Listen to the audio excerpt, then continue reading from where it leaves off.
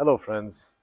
In around the year 1600, there was a group of converso Portuguese converso Jews that were traveling in business, and they happened to dock in a city called Emden, which is a border city on the border of Germany and Holland.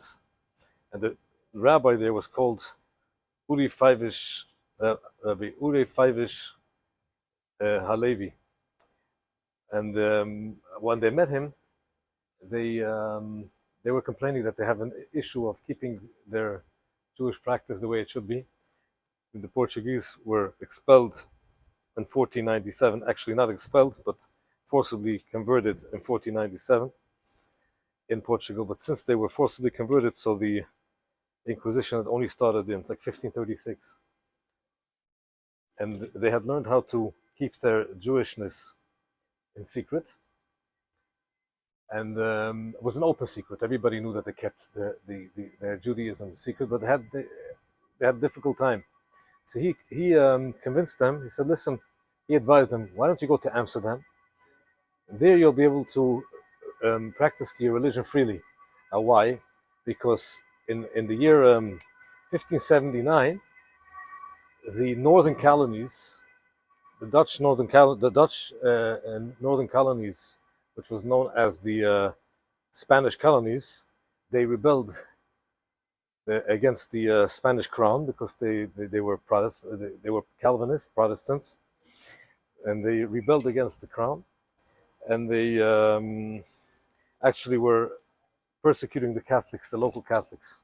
So he told them they should go, and they actually moved, and they were very successful here as merchants.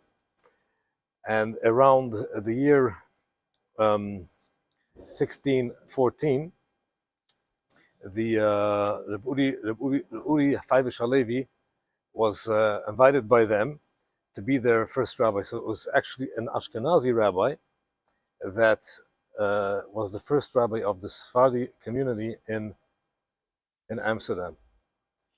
Now, it's interesting to note because in that year, in 1614, it was on a Yom Kippur, and they congregated in a house, and they were informed by the neighbors to the authorities that there's some clandestine service going on in this house, and they were arrested. The Buri Feivish and his son Aaron, and he tried to explain to them that they're not Catholics, but they are Jews. They were wearing talesim. If they were Jews, they were let to go free. But they were asked them, "Why don't you guys just organize yourself in the open? You don't have to hide your being Jewish."